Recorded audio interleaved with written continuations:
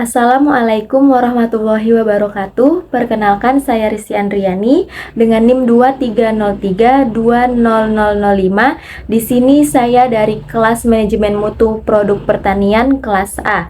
Saya akan menjelaskan materi HACCP yang merupakan salah satu materi di mata kuliah Manajemen Mutu Produk Pertanian. Baik, di sini saya akan menjelaskan HACCP atau Hazard Analysis and Critical Control Points atau Sistem Manajemen Keamanan Pangan. HACCP adalah sebuah metode sistematis berbasis sains yang mengidentifikasi resiko bahaya tertentu dan tindakan pengendaliannya untuk memastikan keamanan dari produk pangan yang diproduksi. Nah, berfokus pada pencegahan, HACCP dapat membantu perubahan termasuk merancang peralatan dan prosedur pengolahan. HACCP atau Hazard Analysis and Critical Control Point adalah suatu sistem manajemen keamanan pangan yang bersifat preventif dan ilmiah. Nah, dan digunakan untuk mengidentifikasi, mengevaluasi, dan mengendalikan bahaya yang dapat mengancam keamanan produk pangan. Tujuan utama dari sistem ini adalah mencegah terjadinya bahaya pada makanan sebelum muncul, bukan hanya mendeteksinya setelah produk jadi. Sistem HACCP berfokus pada analisis bahaya atau hazard analysis, yaitu proses untuk mengenali potensi bahaya biologis seperti mikroorganisme, bakteri, atau virus, dan kimia seperti residu, pestisida, logam berat, ataupun bahan tambahan berlebihan, dan fisik, benda asing seperti pecahan kaca, logam, ataupun plastik yang dapat terjadi selama tahapan produksi pangan. Setelah bahaya diidentifikasi, sistem ini menetapkan titik kendali kritis atau critical control points, yaitu titik atau tahapan dalam proses produksi di mana pengendaliannya dapat diterapkan secara efektif untuk mencegah, menghilangkan, atau mengurangi bahaya tersebut ke tingkat yang dapat diterima. Berbeda dengan sistem inspeksi tradisional yang lebih menekankan pemeriksaan produk akhir, HACCP menitik beratkan pada pencegahan sejak awal proses produksi, mulai dari bahan baku, proses pengolahan, penyimpanan, hingga distribusi. Dengan demikian, penerapan HACCP membantu memastikan bahwa produk pangan yang dihasilkan aman untuk dikonsumsi konsumen. Selain itu, penerapan HACCP juga dapat mendorong perbaikan berkelanjutan dalam sistem produksi pangan. Misalnya, dalam perancangan peralatan dan tata letak fasilitas produksi agar lebih higienis, pengaturan suhu penyimpanan, waktu pemasakan, hingga kebersihan tenaga kerja. Semua aspek tersebut saling berkaitan untuk menjamin keamanan pangan secara menyeluruh. Nah, sistem HACCP biasanya didukung oleh program prasyarat seperti Good Manufacturing Practice atau GMP dan Sanitation Standards Operation Procedures atau SSOP yang memastikan lingkungan produksi tetap bersih dan higienis sebelum HACCP diterapkan. Selanjutnya saya akan menjelaskan HACCP di Indonesia. Nah, penerapan sistem Hazard Analysis and Critical Control Point di Indonesia merupakan bagian penting dari upaya pemerintah dalam menjamin keamanan pangan nasional serta meningkatkan daya saing produk pangan di pasar global. Sistem ini diatur secara resmi melalui beberapa regulasi pemerintah. Salah satunya adalah Peraturan Kepala Badan Pengawas Obat dan Makanan atau BPOM nomor 11 tahun 2019 tentang cara produksi pangan olahan yang baik atau CPPOB. Nah, regulasi tersebut menegaskan bahwa setiap pelaku usaha pangan, khususnya industri pangan olahan, wajib menerapkan prinsip-prinsip HACCP sebagai bagian dari sistem manajemen mutu dan keamanan pangan mereka.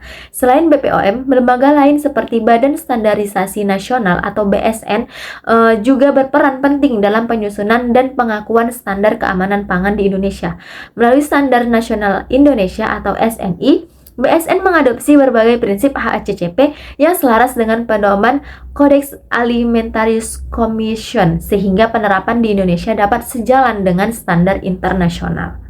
Nah, penerapan HACCP di Indonesia tidak hanya diwajibkan bagi perusahaan besar atau yang berorientasi ekspor, tetapi juga mulai digalakkan untuk usaha mikro, kecil, dan menengah atau UMKM di sekitar pangan. Hal ini dilakukan untuk meningkatkan keamanan, kualitas, dan daya saing produk lokal. Hal ini dilakukan untuk meningkatkan keamanan, kualitas, dan daya saing produk lokal, serta mendukung program pemerintah dalam memperkuat ketahanan pangan nasional. Untuk mendukung implementasinya, telah tersedia banyak lembaga pelatihan dan sertifikasi HACCP di Indonesia, baik yang diselenggarakan oleh lembaga pemerintah, swasta, maupun lembaga internasional yang diakui oleh BSN dan BPOM. Sertifikasi HACCP menjadi bukti bahwa suatu perusahaan telah menerapkan Sertifikasi HACCP menjadi bukti bahwa suatu perusahaan telah menerapkan sistem keamanan pangan yang memenuhi standar internasional, yang juga merupakan syarat penting untuk memasuki pasar ekspor seperti Amerika Serikat, Uni Eropa, Jepang, dan negara lainnya yang memiliki regulasi ketat terhadap keamanan pangan. Meskipun demikian, tantangan penerapan HACCP di Indonesia masih cukup besar, terutama di sektor UMKM. Keterbatasan pengetahuan teknis, biaya sertifikasi, serta fasilitas produksi yang belum memenuhi standar menjadi kendala utama. Oleh karena itu, dibutuhkan dukungan pemerintah dan lembaga terkait dalam bentuk pelatihan, pendampingan teknis, serta kemudahan akses pembiayaan agar sistem HACCP dapat diterapkan secara luas dan berkelanjutan di seluruh lapisan industri pangan Indonesia.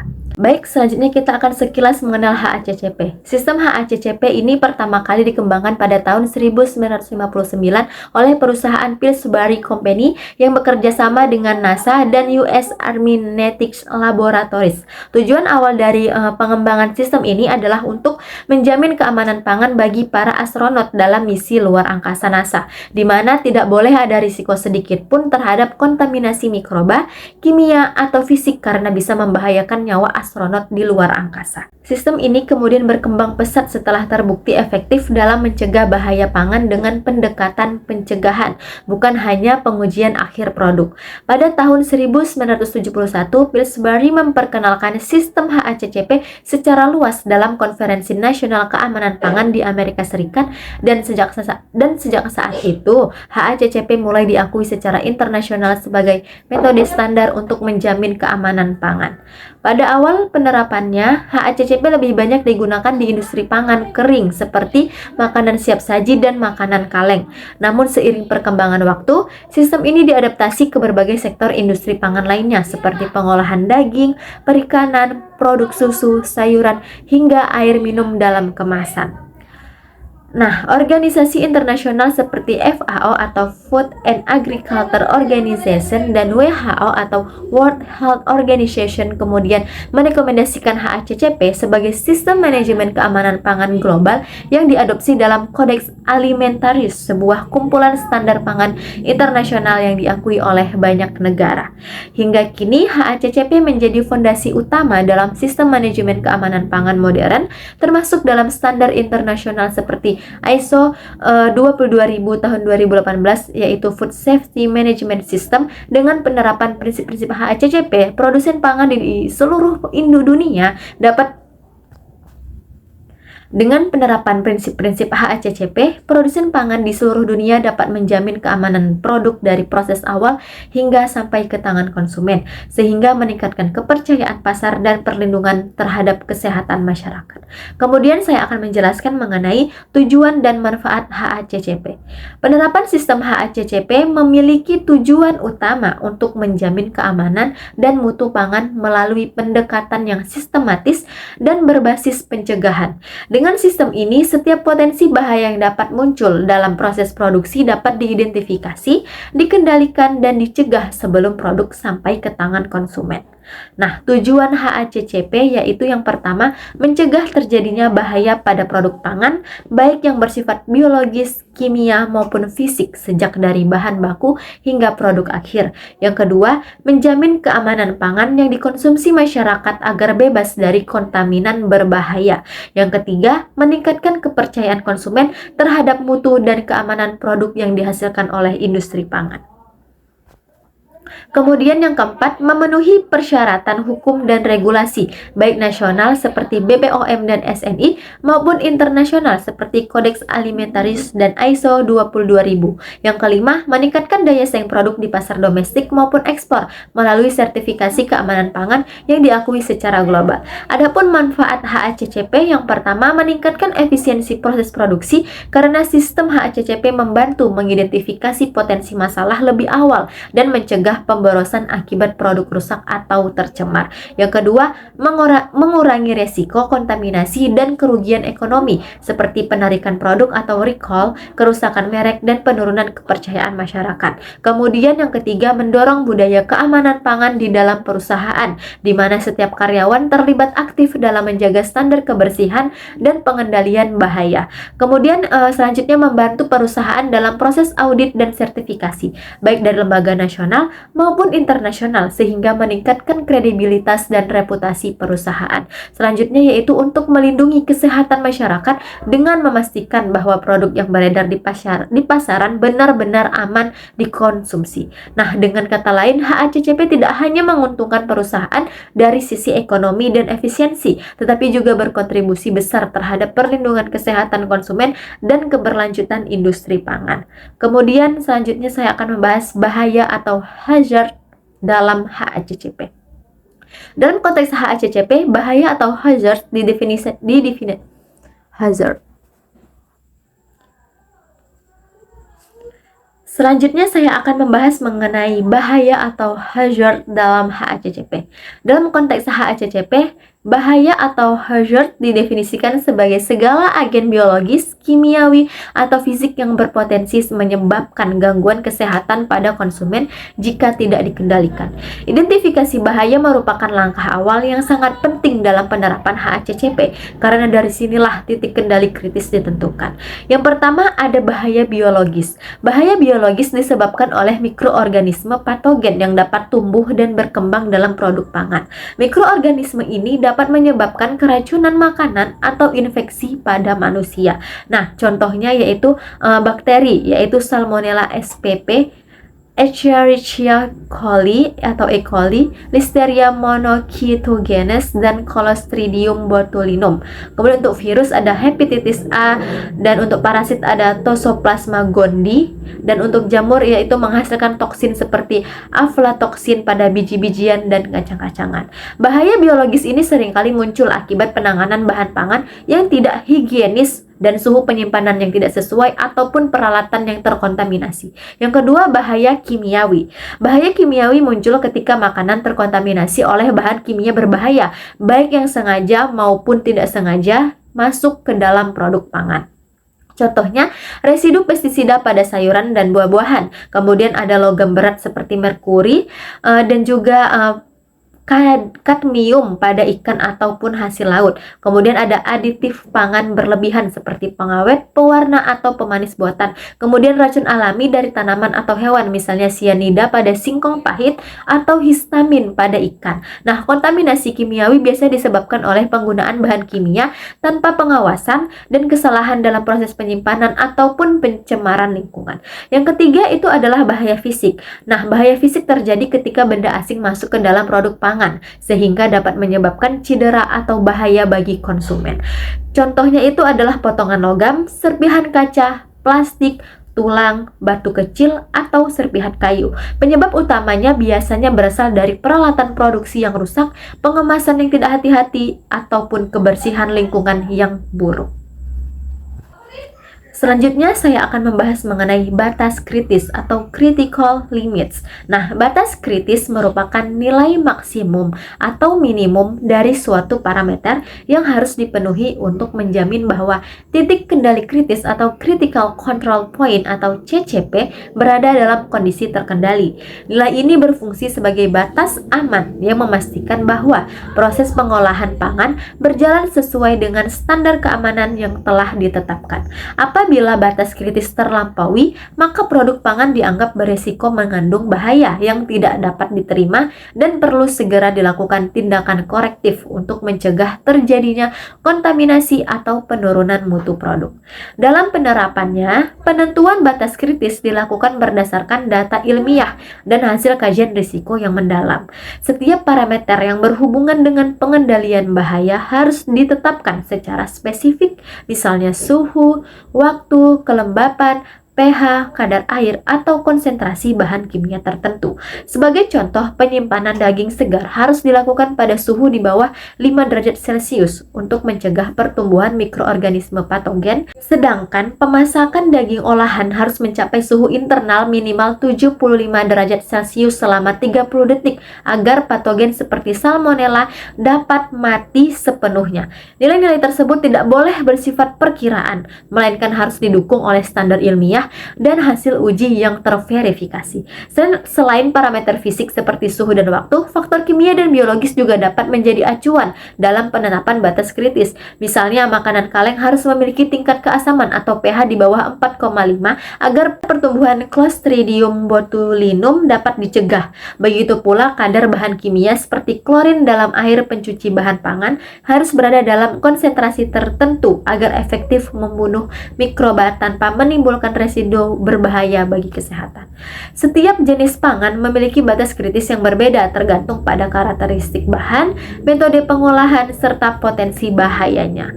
Penetapan batas kritis tidak hanya berfungsi sebagai standar pengendalian, tetapi juga menjadi acuan utama dalam sistem evaluasi dan audit HACCP. Oleh karena itu, batas kritis harus selalu didokumentasikan dengan jelas dan diperbarui secara berkala apabila terdapat perubahan proses produksi, peralatan, atau regulasi yang berlaku. Dengan demikian, sistem HACCP dapat tetap relevan dan efektif dalam menjamin keamanan pangan di berbagai kondisi industri. Selanjutnya adalah pemantauan atau monitoring. Nah, pemantauan ini merupakan kegiatan pengamatan atau pengukuran yang dilakukan secara sistematis, berkelanjutan, dan terencana terhadap setiap titik kendali kritis atau CCP dalam proses produksi. Tujuan utama dari pemantauan adalah untuk memastikan bahwa batas kritis yang telah ditetapkan tidak dilanggar, serta mendeteksi dini adanya penyimpangan yang berpotensi menimbulkan bahaya pada produk pangan. Dengan melakukan pemantauan yang teratur, industri pangan dapat mencegah terjadinya kontaminasi dan menjamin bahwa proses pengolahan berjalan sesuai dengan standar keamanan pangan. Dalam praktiknya, kegiatan pemantauan dapat dilakukan dengan berbagai metode, tergantung pada jenis CCP dan parameter yang dikendalikan. Misalnya, pemantauan suhu pemasakan dilakukan dengan menggunakan termometer digital atau sensor otomatis yang mencatat suhu secara real time. Sementara itu, pemantauan waktu dapat dilakukan melalui pencatatan manual atau sistem timer otomatis untuk memastikan bahwa durasi pemanasan atau pendinginan sesuai dengan standar. Selain itu, pemantauan juga bisa meliputi pengujian kadar pH, kelembapan, ataupun kadar bahan kimia secara berkala menggunakan alat laboratorium. Selain pengukuran teknis, kegiatan pemantauan juga mencakup pemeriksaan visual dan observasi lapangan, seperti menilai kebersihan area produksi, kondisi peralatan, dan cara kerja karyawan dalam menangani bahan pangan. Misalnya, memastikan bahwa pekerja menggunakan alat pelindung diri atau APD dengan benar, dan bahwa area pengolahan juga ini bebas dari hama, serta bahwa peralatan tidak menunjukkan tanda-tanda kerusakan yang dapat menyebabkan bahaya fisik. Nah, semua hasil pemantauan harus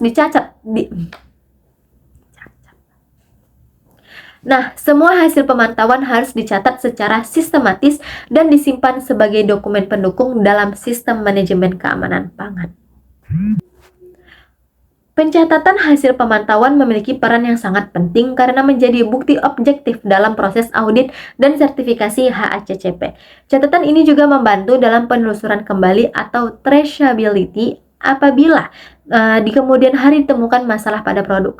Jika hasil pemantauan menunjukkan penyimpangan dari batas kritis, maka harus segera dilakukan tindakan korektif atau corrective action sesuai dengan prosedur yang telah ditetapkan. Dengan pemantauan yang disiplin dan terdokumentasi yang baik, perusahaan dapat memastikan bahwa setiap tahap produksi terkendali sehingga produk yang dihasilkan aman, bermutu, dan sesuai standar internasional. Selanjutnya saya akan menjelaskan tindakan koreksi atau corrective action. Tindakan koreksi merupakan merupakan langkah yang diambil ketika hasil pemantauan menunjukkan bahwa suatu titik kendali kritis yaitu CCP tidak memenuhi batas kritis atau critical limit yang telah ditetapkan. Kondisi ini menandakan bahwa proses pengendalian bahaya tidak berjalan dengan semestinya dan berpotensi menghasilkan produk pangan yang tidak aman. Tujuan utama tindakan koreksi adalah memulihkan pengendalian terhadap proses serta mencegah produk beresiko sampai ke konsumen.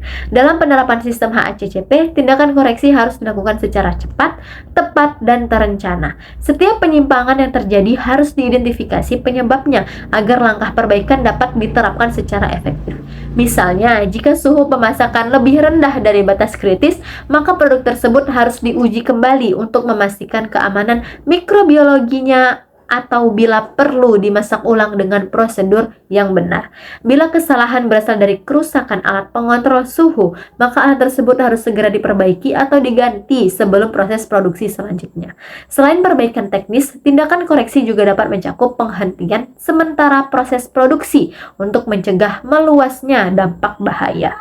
Dalam kasus yang lebih luas, apabila produk sudah terlanjur dipasarkan dan ditemukan tidak memenuhi standar keamanan, maka perusahaan wajib melakukan penarikan produk atau produk recall. Nah, langkah ini merupakan bagian dari tanggung jawab produsen untuk melindungi konsumen serta menjaga kepercayaan publik terhadap produk dan merek perusahaan. Setiap tindakan koreksi yang dilakukan harus didokumentasikan secara lengkap, mencakup deskripsi penyimpangan, tindakan yang diambil, hasil pemeriksaan, dan evaluasi efektivitas perbaikan. Dokumentasi ini penting sebagai bukti kepatuhan terhadap sistem HACCP dan menjadi dasar untuk audit internal maupun eksternal. Dengan dokumentasi yang baik, perusahaan juga dapat menganalisis pola penyimpangan yang sering terjadi dan melakukan pencegahan berulang di masa mendatang. Nah, secara keseluruhan, tindakan koreksi ini tidak hanya bersifat reaktif, tapi juga preventif dan evaluatif. Dan tujuannya ini bukan hanya memperbaiki kondisi sesaat, melainkan juga memperkuat sistem HACCP agar lebih tangguh dalam menghadapi potensi bahaya di kemudian hari. Dengan penerapan tindakan koreksi yang konsisten dan terintegrasi, industri pangan dapat mempertahankan keamanan produk, efisiensi proses, serta kepercayaan konsumen terhadap kualitas produknya. Selanjutnya saya akan menjelaskan mengenai titik kendali kritis atau critical control point. Nah, titik kendali kritis adalah tahap, proses, atau langkah tertentu dalam produksi pangan di mana pengendalian dapat diterapkan untuk mencegah, menghilangkan, atau mengurangi bahaya hingga ke tingkat yang dapat diterima. Penentuan CCP merupakan salah satu langkah penting dalam sistem HACCP karena di titik inilah tindakan pengawasan yang paling ketat diterapkan. Jika pengendalian pada CCP gagal, maka keamanan produk dapat langsung terancam. Proses identifikasi CCP dilakukan melalui analisis bahaya atau hazard analysis yang menyeluruh. Nah, setiap tahap produksi, mulai dari penerimaan bahan baku, pengolahan, pengemasan, hingga distribusi, dievaluasi untuk menentukan di mana bahaya yang paling mungkin terjadi dan bagaimana cara terbaik mengendalikannya. Misalnya, tahap pemasakan dapat menjadi CCP karena suhu dan waktu pemanasan sangat menentukan keberhasilan membunuh mikroorganisme patogen seperti Salmonella dan Listeria monocytogenes. Setelah CCP diterapkan, perusahaan harus menentukan parameter dan batas kritis yang sesuai untuk titik tersebut. Misalnya, suhu minimal pemasakan, pH maksimum suatu produk, atau kadar residu kimia tertentu. Pengawasan terhadap parameter ini harus dilakukan secara terus-menerus melalui sistem pemantauan atau monitoring. Apabila terjadi penyimpangan pada CCP, maka harus segera dilakukan tindakan koreksi sesuai prosedur. Penting untuk dipahami bahwa tidak semua titik dalam proses produksi merupakan CCP, hanya titik-titik di mana kegagalan pengendalian akan berdampak langsung terhadap keamanan pangan yang dapat dikategorikan sebagai CCP. Oleh karena itu, penentuan CCP harus dilakukan dengan pendekatan ilmiah dan berdasarkan bukti empiris agar sistem HACCP efektif dan efisien. Penerapan CCP yang tepat membantu perusahaan menjaga stabilitas mutu produk serta mencegah resiko kontaminasi sejak dini.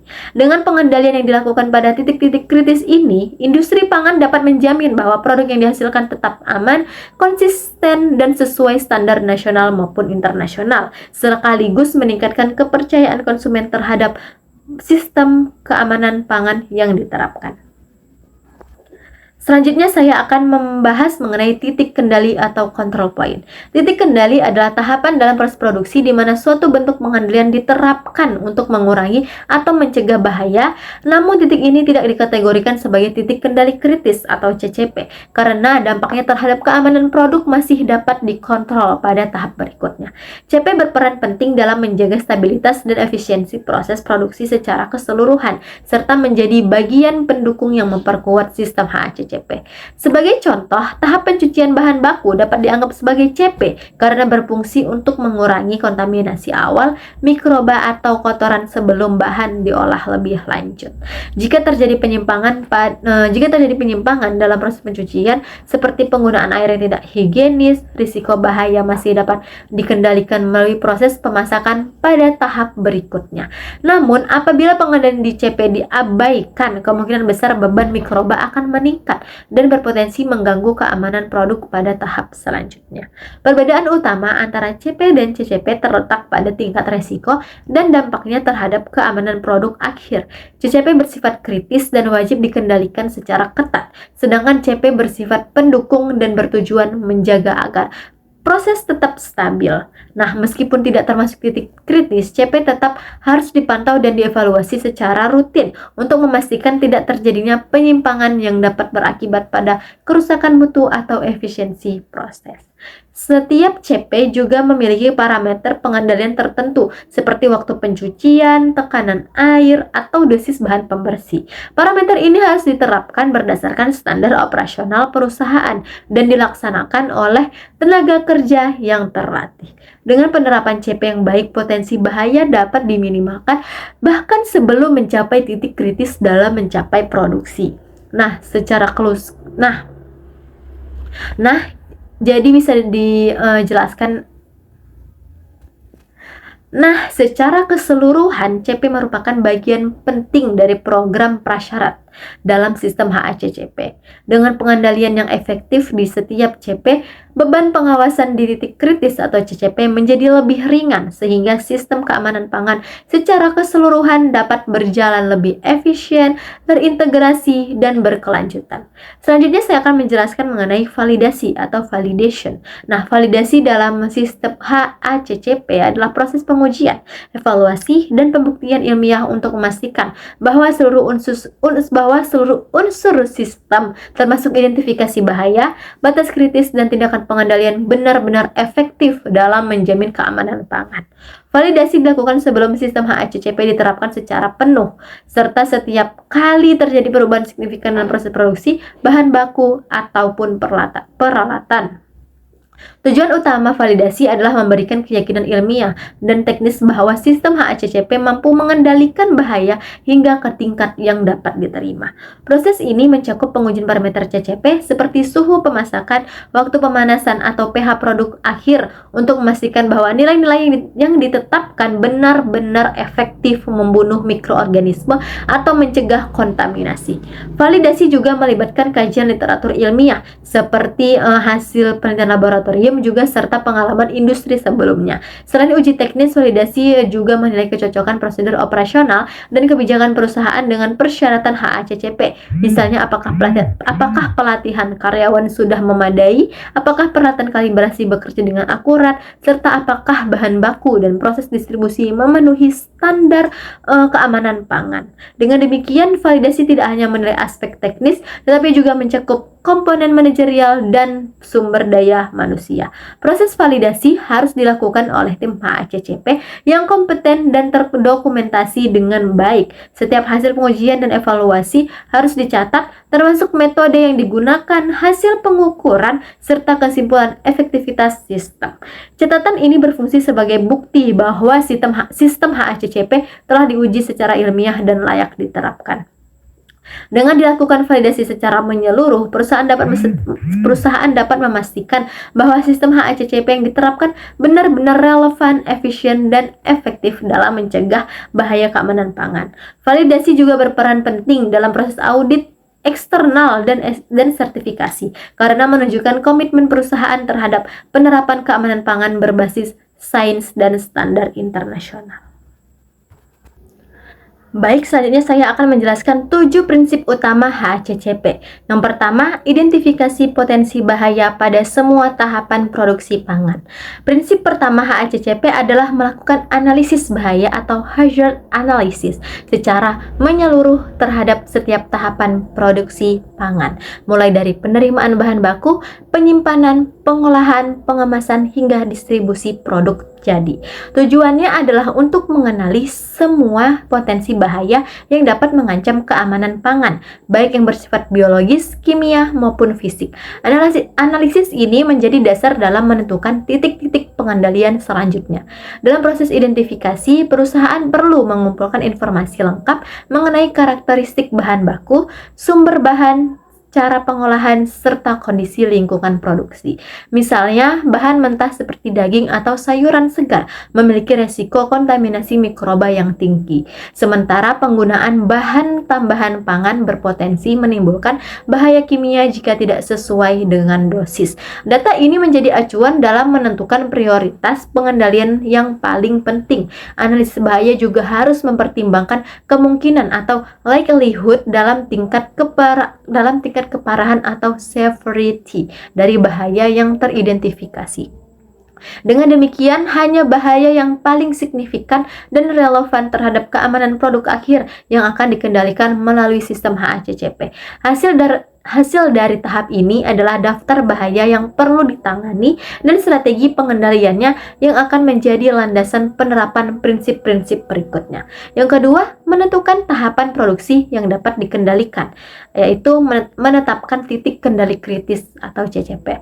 Prinsip kedua adalah menentukan tahapan atau titik kendali kritis, di mana pengendalian harus dilakukan untuk mencegah, menghilangkan, atau mengurangi bahaya hingga ke tingkat yang dapat diterima. Tahapan ini ditentukan setelah dilakukan analisis bahaya dengan mempertimbangkan di titik mana pengawasan paling efektif dilakukan.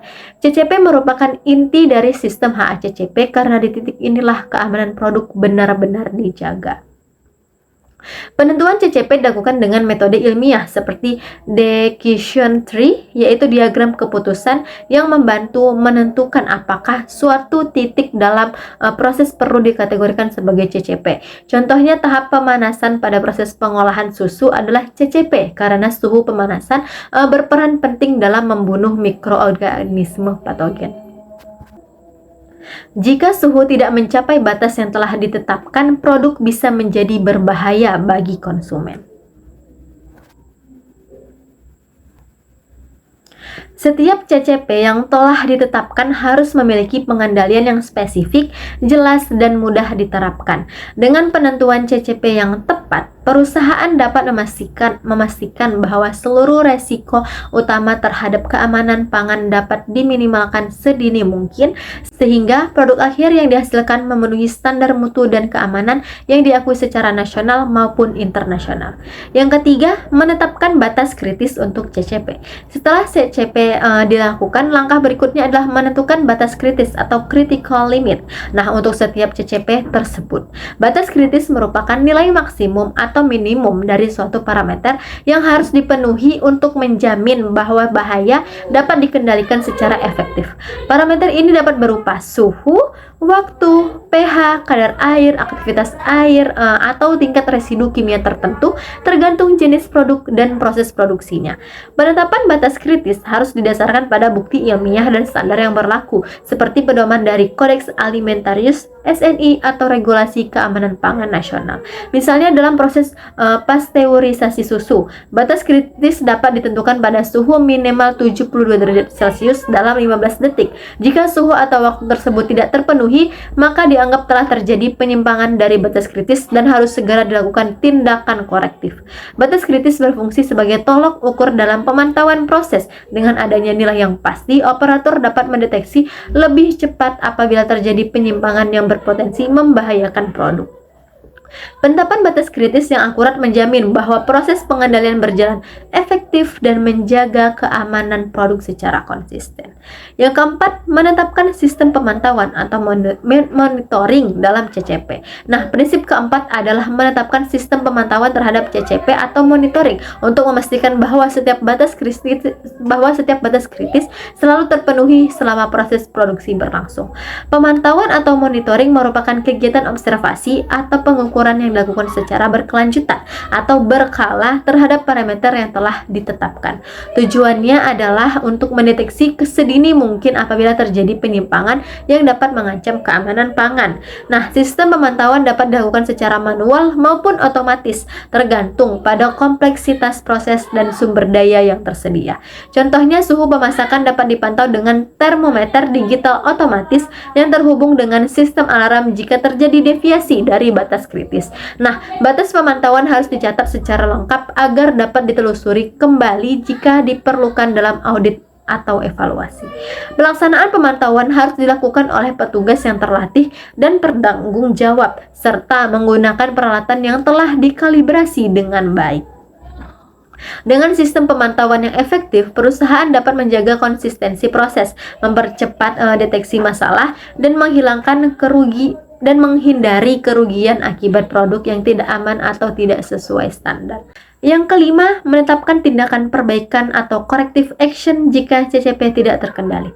Prinsip kelima dalam sistem HACCP adalah menetapkan tindakan korektif atau corrective action yang harus segera dilakukan apabila hasil pemantauan menunjukkan bahwa batas kritis pada CCP tidak terpenuhi. Hal ini penting untuk memastikan bahwa penyimpangan tidak berlanjut dan tidak menimbulkan resiko terhadap keamanan pangan. Tindakan perbaikan harus bersifat cepat, terukur, dan sesuai dengan prosedur yang telah ditetapkan. Tindakan korektif dapat berupa perbaikan proses, penghentian sementara produksi, pengujian ulang produk, atau bahkan penarikan produk atau recall dari pasaran jika sudah terdistribusi. Setiap langkah harus dilakukan berdasarkan analisis risiko agar tidak menimbulkan dampak yang lebih luas. Selain itu, penyebab terjadinya penyimpangan perlu diidentifikasi agar tidak terulang kembali di masa depan. Nah, semua tindakan korektif yang dilakukan wajib didokumentasikan secara lengkap, mencakup tanggal kejadian, deskripsi penyimpangan, tindakan yang diambil, dan hasil evaluasinya. Dengan dokumentasi yang baik, perusahaan dapat menilai efektivitas sistem HACCP serta meningkatkan pencegahan terhadap masalah serupa di kemudian hari. Selanjutnya, yang keenam itu menetapkan prosedur verifikasi sistem HACCP. Selanjutnya, prinsip yang keenam yaitu menetapkan prosedur verifikasi sistem HACCP. Prinsip keenam ini adalah menetapkan prosedur verifikasi atau verification untuk memastikan bahwa sistem HACCP yang diterapkan berjalan dengan baik dan efektif dalam mengendalikan bahaya keamanan pangan.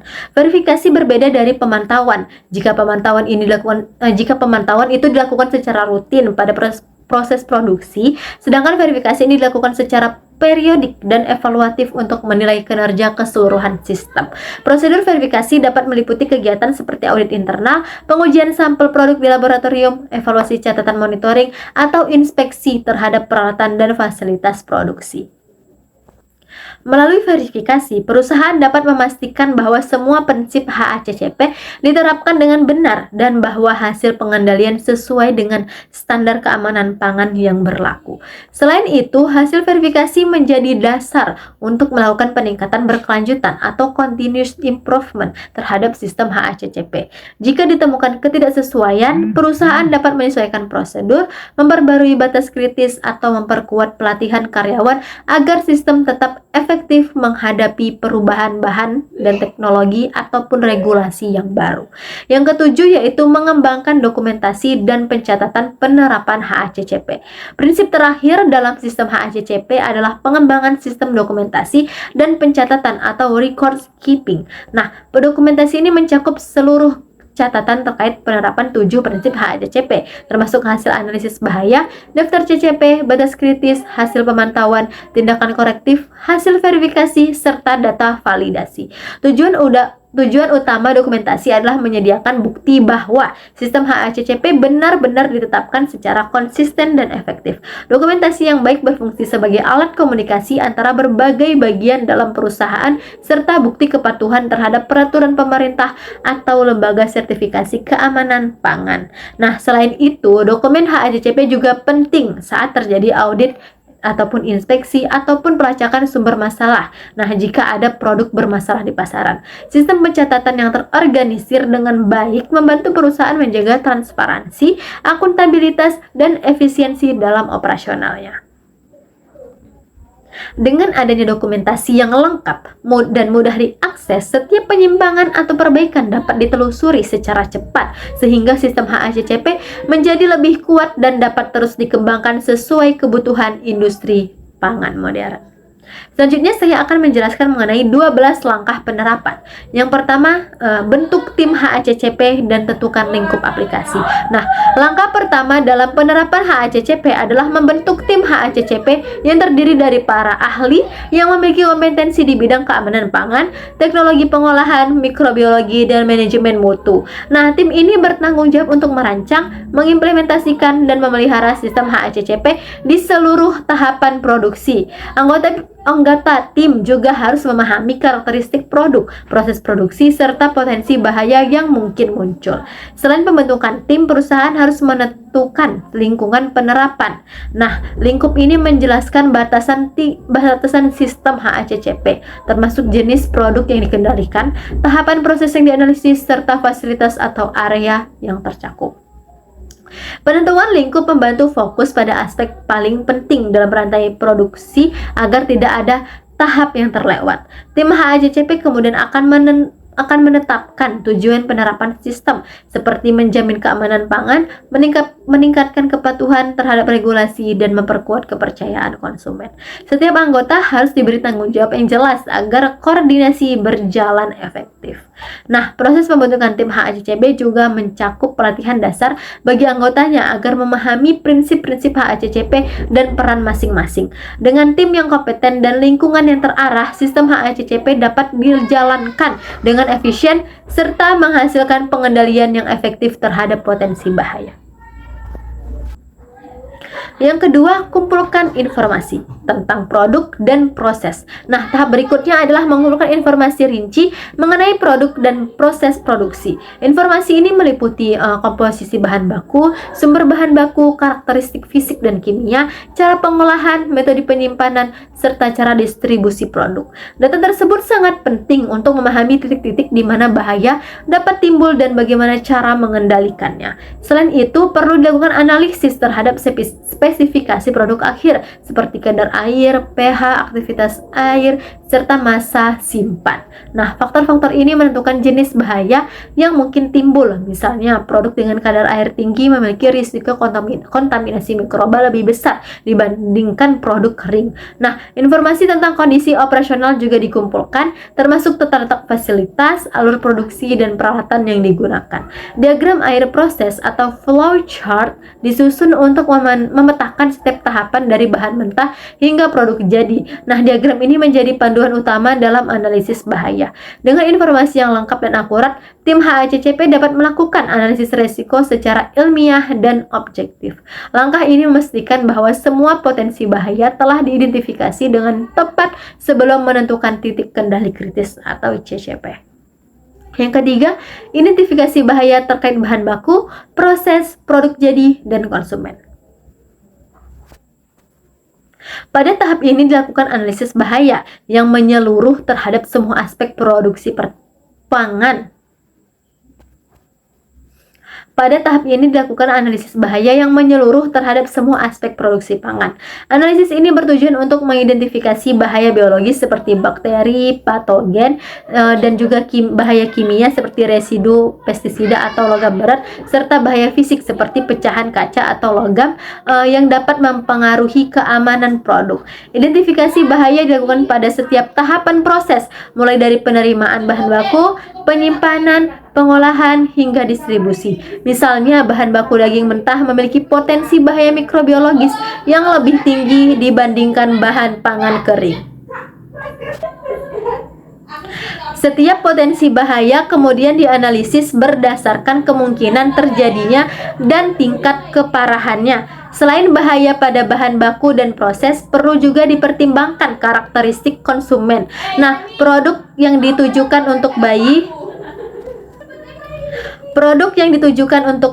anak-anak, atau orang tua memerlukan standar keamanan yang lebih ketat karena kelompok ini lebih rentan terhadap kontaminasi pangan.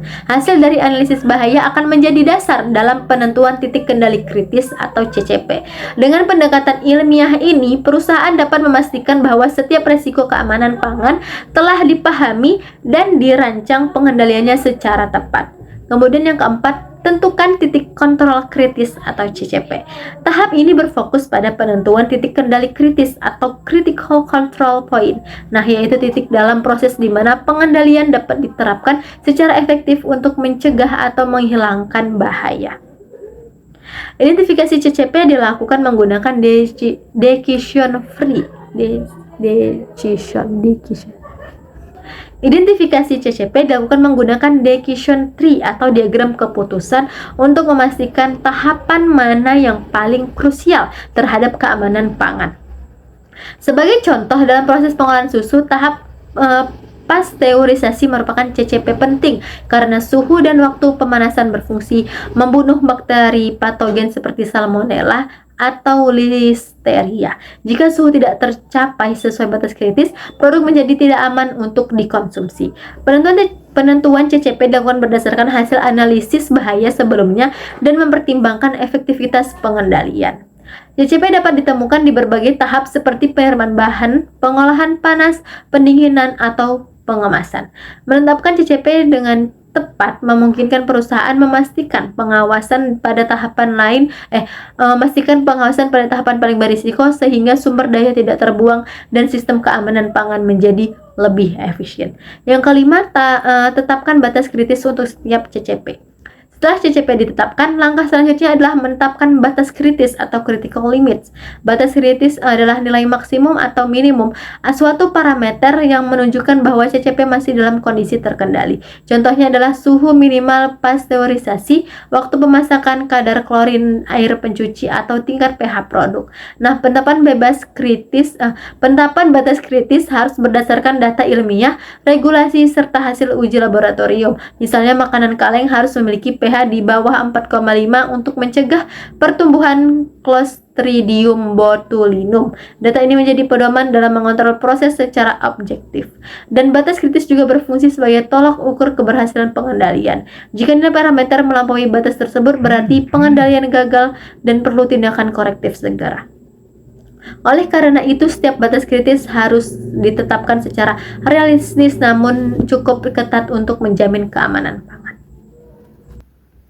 Dengan batas kritis yang tepat, proses pengolahan dapat diawasi dengan konsisten dan setiap penyimpangan dapat segera ditangani sebelum produk sampai ke konsumen. Yang keenam, tetapkan sistem pemantauan CCP. Tahapan ini menekankan pentingnya pemantauan atau monitoring terhadap CCP untuk memastikan bahwa batas kritis selalu terpenuhi. Pemantauan dilakukan melalui observasi langsung, pengukuran otomatis, atau pencatatan manual yang teratur. Tujuan utama dari sistem pemantauan adalah untuk mendeteksi penyimpangan sedini mungkin sehingga dapat dilakukan tindakan korektif sebelum produk menjadi tidak aman. Nah, misalnya juga pemantauan suhu pasteurisasi atau kelembapan ruang. Penyimpanan dilakukan secara terus-menerus dengan alat pencatat suhu otomatis. Pemantauan yang baik juga mencakup pencatatan hasil secara sistematis. Nah, catatan ini menjadi bukti bahwa sistem HACCP dijalankan sesuai prosedur dan menjadi dasar evaluasi ketika terjadi masalah. Selain itu, pelatihan bagi personal yang bertugas memantau CCP sangat penting agar mereka mampu membaca hasil pengukuran dan memahami tindakan yang harus dilakukan bila terjadi penyimpangan. Yang ketujuh, tetapkan tindakan korektif untuk setiap CCP. Tindakan korektif atau corrective action dilakukan ketika hasil pemantauan menunjukkan adanya penyimpangan dari batas kritis yang telah ditetapkan. Tujuannya adalah mengembalikan proses ke kondisi terkendali dan mencegah agar produk yang dihasilkan tidak membahayakan konsumen. Contoh tindakan korektif meliputi penghentian sementara produksi, pembangunan atau pengujian ulang produk, serta perbaikan peralatan atau parameter proses. Dalam kasus serius, perusahaan dapat melakukan penarikan produk dari pasar atau recall untuk melindungi keselamatan konsumen. Setiap tindakan korektif harus dilengkapi dengan analisis penyebab utama atau root cause analysis.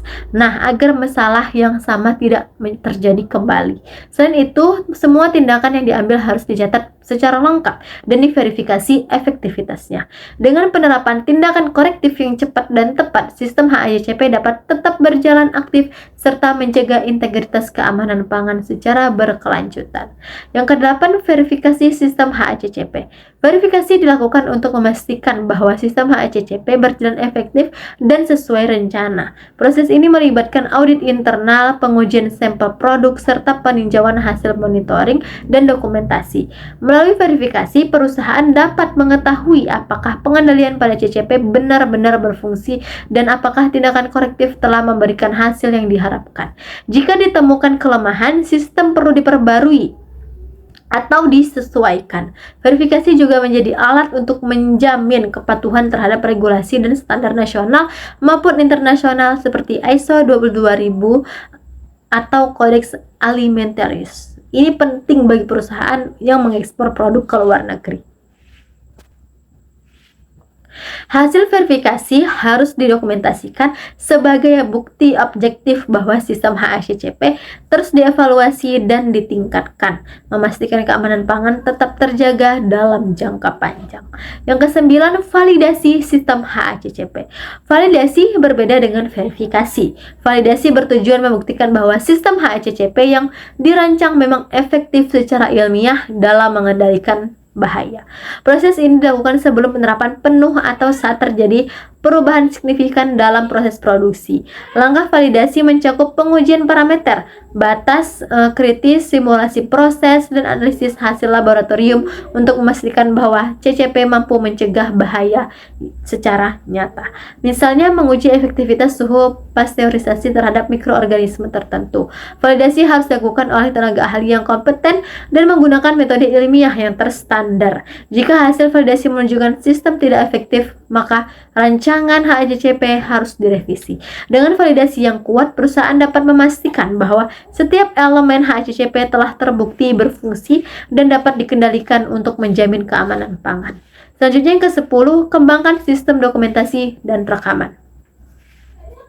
Dokumentasi merupakan bagian vital dari penerapan HACCP. Semua data terkait hasil monitoring, tindakan korektif, verifikasi, dan validasi harus dicatat sesuai sistematis dan akurat. Dokumen ini menjadi bukti bahwa sistem HACCP diterapkan dengan benar dan konsisten. Selain itu, dokumentasi membantu mempermudah proses audit eksternal dan lembaga sertifikasi atau pemerintah. Rekaman juga berfungsi sebagai alat penelusuran jika terjadi masalah keamanan pangan, seperti kasus kontaminasi atau keluhan konsumen. Dengan catatan lengkap, perusahaan dapat segera melacak sumber masalah dan mengambil tindakan yang cepat. Sistem dokumentasi yang rapi dan mudah diakses meningkatkan transparansi dan akuntabilitas perusahaan dalam menjaga mutu serta keamanan pangan. Yang ke-11, tinjauan dan perbarui sistem HACCP secara berkala. Sistem HACCP bukanlah sistem yang statis, oleh karena itu peninjauan dan pembaruan berkala sangat penting dilakukan untuk memastikan relevansi sistem terhadap kondisi tersebut. Perubahan bahan baku, peralatan, teknologi, atau regulasi dapat mempengaruhi efektivitas HACCP. Maka dari ini tinjauan harus dilakukan secara sistematis untuk memperbarui analisis bahaya, batas kritis, dan CCP sesuai kondisi terkini. Evaluasi berkala juga membantu menemukan peluang peningkatan atau continuous improvement yang dapat meningkatkan efisiensi dan keamanan proses produksi. Dengan pembaruan yang rutin, sistem HACCP tetap relevan, adaptif terhadap perubahan, dan mampu menghadapi tantangan baru dalam industri pangan modern. Yang ke-12, melakukan pelatihan dan edukasi bagi karyawan. Tahapan terakhir dan tidak kalah penting adalah pelatihan serta edukasi kepada seluruh karyawan yang terlibat dalam produksi pangan. Pelatihan ini mencakup pemahaman dasar HACCP, kebersihan pribadi, penanganan bahan pangan, serta tanggung jawab masing-masing dalam menjaga keamanan produk. Karyawan yang teredukasi akan lebih peka. Karyawan yang teredukasi akan lebih peka terhadap potensi bahaya dan tahu bagaimana tindak jika terjadi penyimpangan di lapangan. Mereka menjadi bagian aktif dari sistem pengendalian keamanan pangan. Pelatihan juga harus dilakukan secara berkala untuk memperbarui pengetahuan sesuai perkembangan teknologi dan peraturan baru. Nah, dengan tenaga kerja yang terlatih dan sistem dan sadar akan pentingnya keamanan pangan, penerapan HACCP akan berjalan lebih efektif. Nah, juga konsisten dan berkelanjutan. Selanjutnya saya akan menjelaskan mengenai contoh penerapan prinsip HACCP. Yang pertama, pada industri pengolahan daging. Nah, penerapan HACCP dalam industri pengolahan daging sangat penting karena produk daging memiliki risiko tinggi terhadap kontaminasi mikrobiologis dan kimia. Proses produksi daging dimulai dari penerimaan bahan baku berupa daging segar yang kemudian melewati tahap penyimpanan, pemotongan, penggilingan, pengolahan, pengemasan hingga distribusi. Pada setiap tahap ini potensi hanya bisa timbul terutama dari mikroorganisme patogen seperti Salmonella spp. Yang dapat menyebabkan keracunan makanan jika tidak dikendalikan dengan baik. Langkah pertama dalam penerapan HACCP adalah melakukan analisis bahaya terhadap semua tahapan tersebut. Misalnya pada tahap penyimpanan bahan baku, bahaya biologis muncul jika suhu penyimpanan melebihi 5 derajat Celcius yang dapat mempercepat pertumbuhan bakteri membusuk. Oleh karena itu, Critical Control Point atau CCP ditetapkan pada pengendalian suhu penyimpanan di mana batas kritisnya adalah suhu maksimum 5 derajat Celcius. Pemantauan dilakukan menggunakan termometer digital yang dikalibrasi secara rutin untuk memastikan hasil pengukuran akurat. Selain suhu, kebersihan peralatan dan lingkungan kerja juga menjadi aspek penting dalam penerapan HACCP di industri daging. Untuk pisau, talenan, dan meja pemotongan harus disanitasi menggunakan larutan disinfektan dengan konsentrasi yang sesuai sebelum dan sesudah digunakan. Potensi kontaminasi silang antara daging mentah dan produk matang harus dicegah dengan pemisahan area kerja dan penggunaan peralatan berbeda. Selain itu, pekerja juga wajib menggunakan alat pelindung diri seperti sarung tangan dan masker untuk menjaga higienis dari produk.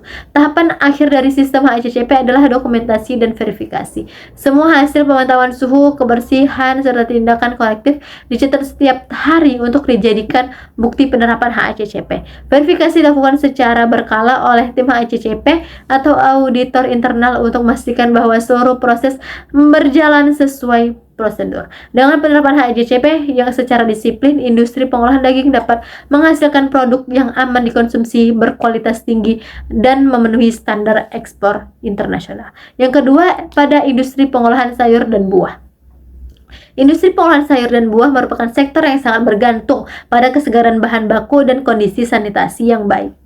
Karena produk berasal dari bahan segar, risiko kontaminasi biologis seperti bakteri Salmonella, E. coli, dan Listeria cukup tinggi. Oleh sebab itu, penerapan HACCP bertujuan untuk mengidentifikasi dan mengendalikan potensi bahaya yang muncul pada setiap tahap, mulai dari pencucian, pengupasan, pemotongan, hingga pengemasan. Tahapan ini dilakukan agar sayur dan buah tetap aman serta memiliki umur simpan lebih lama. Pada tahap pencucian bahan baku, salah satu CCP utama adalah kualitas air yang digunakan. Air yang tidak bersih atau mengandung mikroorganisme dapat menjadi sumber kontaminasi silang. Oleh karena itu, batas kritis yang ditetapkan adalah standar kalorin bebas dalam air pencuci minimal 1 ppm dan maksimal 5 ppm. Pemantauan dilakukan secara rutin menggunakan alat pengukur klorin, sedangkan hasil pengukuran dicatat setiap kali produksi berlangsung. Selain itu, pembersihan tangki air dan saluran distribusi dilakukan secara berkala untuk memastikan air tetap higienis. Tahap berikutnya yang menjadi fokus HACCP adalah proses blanching atau perebusan cepat yang bertujuan menonaktifkan enzim penyebab perubahan warna dan tekstur pada sayur serta buah. CCP ditetapkan pada suhu dan waktu blanching, misalnya 90-95 derajat Celcius selama 2-3 menit, untuk memastikan proses berjalan optimal tanpa merusak nutrisi. Pemantauan dilakukan dengan alat pengukur suhu otomatis dan pencatat waktu yang akurat. Proses ini harus dikendalikan dengan ketat agar tidak terjadi underprocessing atau kurang matang atau overprocessing terlalu lama yang dapat mempengaruhi mutu produk. Selain pengendalian pada proses, penerapan HACCP juga menekankan pentingnya sanitasi lingkungan dan peralatan. Area kerja harus bersih, bebas hama, dan memiliki aliran udara baik untuk mencegah pertumbuhan jamur. Pekerja wajib mengikuti prosedur higienitas seperti mencuci tangan dan menggunakan pakaian pelindung. Semua hasil pemantauan, pemeriksaan air, dan tindakan korektif dicatat dalam dokumen HACCP. Dengan penerapan sistem ini, industri pengolahan sayur dan buah dapat menghasilkan produk sehat, aman, dan memenuhi standar pasar ekspor. Yang ketiga, pada industri perikanan dan pengolahan seafood. Penerapan HACCP dalam industri perikanan dan pengolahan seafood dapat sangat krusial karena bahan bakunya mudah rusak dan berisiko tinggi terhadap kontaminasi mikrobiologis, kimia, maupun fisik. Sistem HACCP di sektor ini bertujuan memastikan bahwa ikan dan hasil laut tetap segar, aman, dan layak dikonsumsi hingga sampai ke tangan konsumen. Proses produksi biasanya meliputi penerimaan bahan baku, pembersihan, pemotongan, pembekuan, pengemasan, dan penyimpanan dingin. Nah, setiap tahapan dianalisis secara menyeluruh untuk mengidentifikasi potensi bahaya yang dapat muncul. Salah satu CCP yang paling penting dalam industri seafood adalah pengendalian suhu selama penyimpanan dan distribusi. Suhu yang terlalu tinggi dapat menyebabkan pembentukan histamin, terutama pada ikan seperti tuna dan tongkol yang dapat menyebabkan keracunan makanan. Oleh karena itu, batas kritis yang ditetapkan biasanya adalah suhu maksimum 4 derajat Celcius selama penyimpanan dingin dan suhu minus 18 derajat Celcius untuk penyimpanan beku. Pemantauan suhu dilakukan secara otomatis dengan data logger dan alarm akan berbunyi jika suhu melebihi batas yang diizinkan. Selain suhu, aspek kebersihan juga menjadi fokus utama penerapan HACCP di industri perikanan. Fasilitas pengolahan harus dirancang dengan material tanah korosi, mudah dibersihkan, dan memiliki sistem drainase yang baik. Proses pencucian ikan menggunakan air bersih yang telah diuji kualitasnya secara rutin. Karyawan wajib memenuhi prosedur higienitas seperti menggunakan sarung tangan, penutup kepala, dan apron selama bekerja. CCP lain juga penting adalah pemeriksaan kadar logam berat dan residu kimia pada bahan baku ikan yang dilakukan melalui pengujian laboratorium. Tahap terakhir dalam penerapan HACCP di industri ini adalah dokumentasi dan verifikasi. Semua hasil pengukuran suhu, pemeriksaan mikrobiologi, dan tindakan korektif dicatat secara rinci. Verifikasi dilakukan oleh tim HACCP internal maupun lembaga eksternal untuk memastikan bahwa sistem berjalan dengan efektif. Dengan penerapan HACCP yang konsisten, industri perikanan Indonesia dapat meningkatkan daya saing di pasar global karena produk yang dihasilkan memenuhi standar internasional seperti Codex Alimentarius dan regulasi Uni Eropa serta Amerika Serikat. Adapun kesimpulan sistem HACCP atau Hazard Analysis and Critical Control Point merupakan pendekatan. Nah, selanjutnya adalah kesimpulan. Sistem HACCP atau Hazard Analysis and Critical Control Point merupakan pendekatan ilmiah dan sistematis yang dirancang untuk menjamin keamanan pangan melalui identifikasi, evaluasi, dan pengendalian bahaya pada setiap tahap proses produksi. HACCP tidak hanya berfungsi sebagai alat pengawasan, tapi juga sebagai sistem pencegahan yang mampu memastikan produk pangan yang dihasilkan aman, bermutu, dan sesuai dengan standar nasional maupun internasional. Dengan penerapan 7 prinsip utamanya, mulai dari analisis bahaya hingga dokumentasi, sistem ini membantu industri pangan menjaga konsistensi dalam pengendalian mutu dan keamanan produk. Di Indonesia, penerapan di HACCP telah diatur dalam berbagai regulasi seperti Peraturan Kepala BPOM Nomor 11 Tahun 2019 tentang cara produksi pangan olahan yang baik atau CPPOB. Penerapan sistem ini menjadi keharusan bagi industri pangan yang ingin menembus pasar ekspor dan meningkatkan daya saing global. Selain itu, penerapan HACCP juga didukung oleh lembaga pelatihan dan sertifikasi yang diakui oleh Badan Standarisasi Nasional atau BSN maupun lembaga internasional sehingga menjamin kompetensi pelaksana di lapangan. Secara praktis, HACCP dapat diterapkan di berbagai sektor industri pangan seperti pengolahan daging, sayur dan buah, serta perikanan dan seafood. Setiap sektor memiliki titik kendali kritis yang berbeda, tetapi tujuan utamanya tetap sama, yaitu mencegah terjadinya kontaminasi biologis, kimiawi, dan fisik. Melalui penerapan yang disiplin, industri dapat mengurangi resiko produk tidak aman, meningkatkan efisiensi proses produksi, serta membangun kepercayaan konsumen terhadap keamanan pangan yang dihasilkan. Dengan demikian, dapat disimpulkan bahwa penerapan sistem HACCP bukan hanya kewajiban administratif, melainkan kebutuhan strategis bagi industri pangan modern. HACCP membantu menciptakan budaya keamanan pangan yang berkelanjutan melalui pengawasan yang ketat, dokumentasi yang akurat, serta peningkatan kompetensi sumber daya manusia. Jika diterapkan dengan baik, sistem ini akan memberikan manfaat besar bagi perusahaan, konsumen, dan perekonomian nasional melalui peningkatan kualitas, keamanan, dan daya saing produk pangan Indonesia di pasar dunia. Baik, sekian penjelasan dari saya mengenai HACCP. Bila terdapat kesalahan dan kekurangan,